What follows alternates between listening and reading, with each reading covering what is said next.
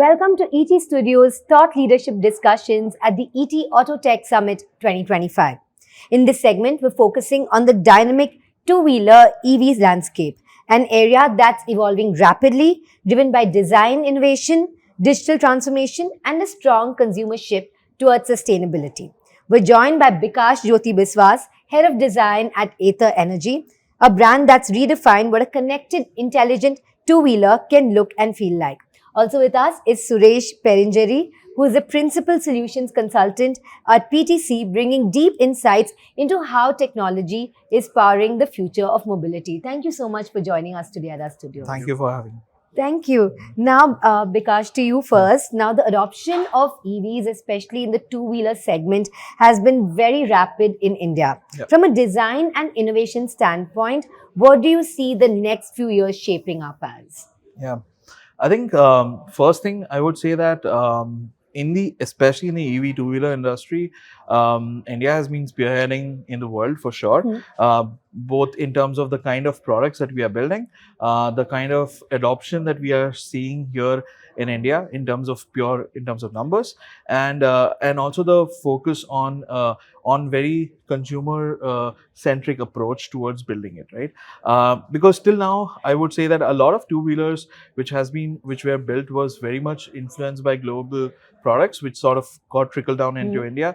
But I think now we have the chance to sort of build something from scratch, not just from design, but technology, manufacturing, everything in place. So in the coming time, I would say that you'll only see more and more progress in terms of various categories that the electric two-wheeler would sort of get into. Obviously, we're done scooters, but the motorcycle is a big segment in India. I think there's so much growth there, which is sort of ahead of us. So I think it's only like, I think India will definitely spearhead what global view of electric two-wheelers are going to be. And it's interesting that you say we're going to be self-sufficient, that we're going to innovate internally, and that every component eventually you think will be made in India. Yeah. Right? Yeah, like today, to be honest, almost 95% of things are made in India. It's just the cells are not yet made in India. Other than that, everything else is sort of manufactured in India, designed, developed, manufactured, assembled, everything in India. So I think we are fairly well set as a global player. Okay, so almost there. Yeah. And when it comes to design and innovation, Ather is right at the forefront. SDVs are redefining the market. So are you incorporating any principles of SDVs into your design on two-wheelers too? Yeah, I think it's very much part and parcel of what we are building, because us building a product as a connected product allowed us to collect a lot of data during the initial part of the 450, which was out on the road. So ability to understand and take very, I would say, very calculated calls on things of how much range is enough. Because if you ask a consumer, everyone will say, yeah, give me something 500 like or 300 like, because they will just want more. But what makes sense? What is a number where you can rationalize? All of this is sort of defined by a lot of data that we collect, and that influences a lot of decision making that we do in terms of any new product that we are bringing into the market. So yeah, I think we're quite incorporated into our process of bringing those things. And what are the key challenges that you are facing in this technology shift? I think it's not very homogeneously adopted.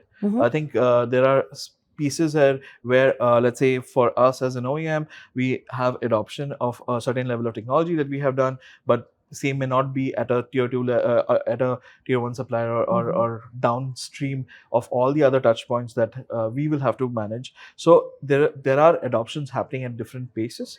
So I think there is some acceleration needed in some of these areas where so that there is a homogeneity of approach, which can just make things much more faster and easier for us to move for building new products. It's very interesting. I'll take it across to you, Suresh. How are you solving for some of the key challenges that are rising in the industry currently? Yeah, so when it comes to software-defined vehicle, our solutions are helping in promoting more collaboration across the new product development, and it is also helping the manufacturers like them to comply to safety and regulatory standards.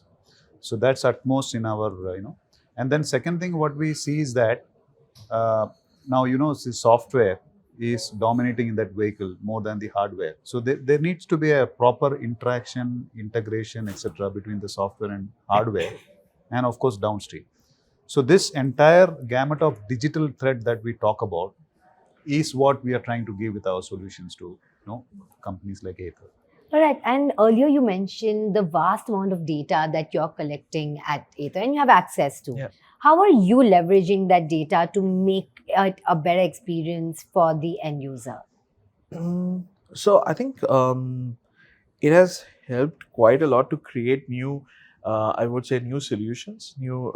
For example, one of the data that we are using to at least evaluate is the kind of range that they want and how they ride. For example, when we actually launched the product for the first time, within few months we realized the riding patterns of people, and based on that we were able to launch a mode that actually extended your range beyond what was given. So I think the very core philosophy which data allows us to do is to build an ever improving product.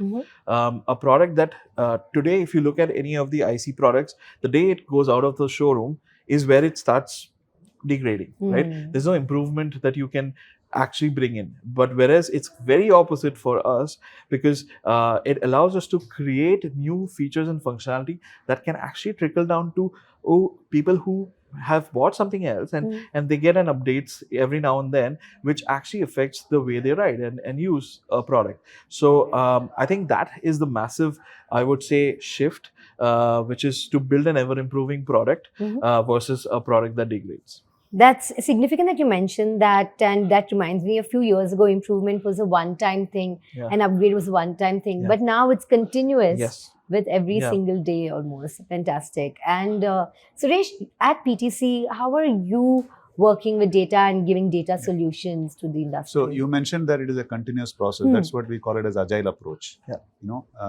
We give minimum viable product within a minimum time and then keep on doing it. That's a software principle, but that has now come down to everywhere. Now, data is something which comes in humongous quantities. So one thing which Ather would be working around is that how do I remove the noise from the data and then make sense out of that, synthesize it.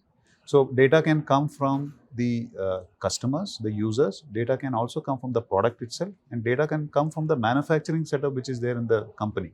So we have various adapters which can read data in whatever protocols it is there. We can read all that, and then we have many algorithms which does beautiful data analytics. So how we help is that how fast we can make sense out of this data, because time to market, they are under tremendous time to market pressure and competition. So that's where we come in. All right. And lastly, what does the road ahead for Ather look like? So obviously we have been able to establish a fairly good foot into the market in terms of offering products which are fairly aspirational in nature, be able to offer to a wider audience, because initially we were just into a very specific segment which is more on the performance side, but now we have a family scooter. It allows us to go wider. I think our in the future you would see more of products that will target specific categories. Definitely we are getting into bikes. That is like a known thing, but and I think the future lies where we will be able to disrupt areas where today has not really seen that level of disruption. Motorcycles, I think specifically, is a critical thing, because while there are products out there, but there's no successful business out of it yet. Every product has come out, has either been a prototype, or it has gone into a place where there is adoption, but a lot of it has also died. But ability to build a product that makes sense to consumer and eventually make it a viable business, I think is the hard part, and that's something that we are definitely making sure that we put our best foot forward on that. So if I may add to that, thank you for bringing out this Rista, because I was looking at all these scooters, they're so sleek. We are not used to very sleek things, we are used to all those big ones. And I was feeling that this is not for us. It must be for a Gen Z. Hmm. But now you said that you are catering for everyone. So Yeah. Rista looks, yes, something which I can own. Right? Ah, Thanks for that. Sure. Alright. Catering to generations like us as well. yeah, I think the few people who haven't seen the Krista will also go and take a look at it after this interview. Thank you so much for that. You know, it's great to see how you are balancing both the commercial side along with providing value to the consumer at the end of the day. And of course, great to listen to all the solutions and innovation support that you are providing there at PTC. Thank you for joining us here at the studios today. Yeah. Thank you. Thank Our you so pleasure. much. Thank you. And also thank you for tuning in. And remember, for more such interesting conversations and collaborations, you can catch those at ETAutoTech Summit 2025.